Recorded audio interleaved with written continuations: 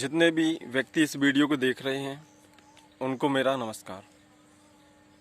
मैं आज इसलिए लाइव आया हूँ क्योंकि देश में सबसे बड़ी समस्या है बेरोजगारी। इस पर कोई बात नहीं कर रहा है। बेरोजगारी क्यों है? क्योंकि ये सरकार देश के लोगों के प्रति कुछ करना ही नहीं चाहती। इसके मैं बहुत से कारण बताऊंगा आपको। पहला है पेंशन। जितने भी पदाधिकारी नौकरी वाले लोग दिन भर नौकरी करते हैं, अपनी आधी ज़िंदगी इसी में लगा देते हैं। उनको 60 वर्ष के बाद पेंशन योजना शुरू होती है। अब तो वो पेंशन योजना भी बंद कर दी गई है। अब किसी भी क्षेत्र में किसी भी अधिकारियों को जो नई ज्वाइनिंग कर रहे हैं उनको पेंशन बंद है। उसी तरह जितने भी मंत्री सांसद जो अभी प्रेजेंट में बने हुए हैं और बन रहे हैं, अगर वो एक दिन का भी मंत्री बन जाता है, एक दिन का सांसद बन जाता है, विधायक बन जाता है, तो उनको आजीवन पेंशन की शुरुआत कर दी गई है। उनको योजना बना दी गई पेंशन की। कुछ तो इसलिए भी चुनाव लड़ते हैं कि पेंशन मिलेगी, और जितने अधिकारी हैं इनकी पेंशन बंद कर दी गई है। और मैं तो सभी लोगों से निवेदन करता हूं कि आप जागरूक नागरिक बनें, अपनी बात को कहें, सोशल मीडिया के माध्यम से कह दें। दूसरी बात मैं कहना चाहता हूं कि जितने भी नेता लोग हैं वो अपनी पेंशन बंद करें। ये कोई सरकारी नौकरी नहीं है कि आप चुनाव लड़े, चुनाव जीत गए और आपकी पेंशन शुरू हो गई। ये सोशल वर्क है। आप इस देश की जनता के हित में काम करें। पैसे कमाने के लिए कोई सरकारी नौकरी नहीं है ये, क्योंकि सरकारी नौकरी करने वालों के लिए पेंशन बंद हो गई है। दूसरा कारण है पेट्रोल डीजल। पेट्रोल डीजल से आम व्यक्ति बहुत परेशान है। क्यों परेशान है? पेट्रोल की कीमतें दिन प्रतिदिन बढ़ती जा रही हैं। अब वो क्यों बढ़ रही हैं? क्योंकि राज्य सरकार और केंद्र सरकार का टैक्स इतना ज़्यादा है। केंद्र और राज्य का मिला के 64 रुपये टैक्स है। अगर ये केंद्र और राज्य सरकारें अपना टैक्स कम कर देती हैं तो पेट्रोल की कीमतें 40 से 50 रुपये पेट्रोल मिलने लगेगा।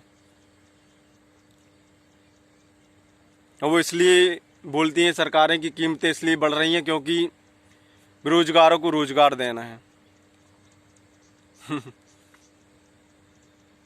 किसानों के लिए कहते हैं MSP देंगे, नए नए कानून लाते हैं। यानी इनका पूरी योजना ये है कि देश को बेच दो, और आपने हमेशा बेचने का काम ही किया है। आपने लाल किला भी बेच दिया, एयरप्लेन बेच दिए, LIC बिक गई, BPCL बिक गए, अब ज़मीनें बेच रहे हैं। बेच दो। मैं एक छोटा सा उदाहरण दे रहा हूँ। भारत देश गरीब नहीं है।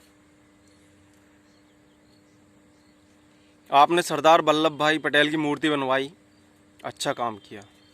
वो मूर्ति में अनुमानित 3000 करोड़ रुपए खर्च हुए। अगर आप चाहते तो वो 3000 करोड़ की जगह 100 करोड़ की मूर्ति बना देते, छोटी बना देते, और सभी लोगों को देश की जनसंख्या 138 करोड़ है। अगर उनको आप 10-10 लाख रुपए भी देते तो आपका 2000 करोड़ भी खर्च ना होता और देश की अर्थव्यवस्था सुधर जाती। पर आप सुधारना नहीं चाहती, क्योंकि आप चाहते अगर देश में गरीब ना होगा, मजदूर ना होगा, तो कोई वोट नहीं करेगा। अब वोट का विषय भी बहुत ज़रूरी है।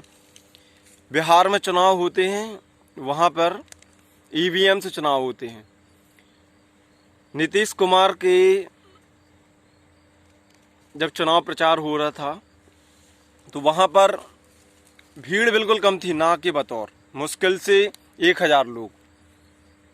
वहीं तेजस्वी यादव के में कम से कम 10 लाख लोग थे चुनाव प्रचार में, और नीतीश कुमार जीत गए क्योंकि EVM सेट है।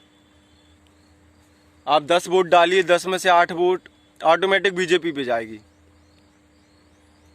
तो हमें ये मुद्दा भी उठाना है कि जो भी चुनाव होगा अब वो बैलेट पेपर पर होगा। थप्पा लगा के, क्योंकि ये देश की जो भी मीडिया है सब बिकाऊ है। मीडिया क्या, प्रधानमंत्री जी बिक गए तो मीडिया की बात ही दूर है, सब बिक जाएंगे। उनका नया रूट चालू हो गया है, ठोको, जो देश के हित में बोले उसको ठोको। पुलिस को खुली छूट है, बिल्कुल घर से उठा लो।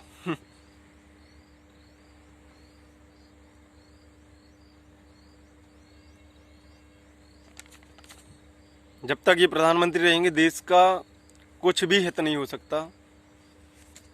धन्यवाद।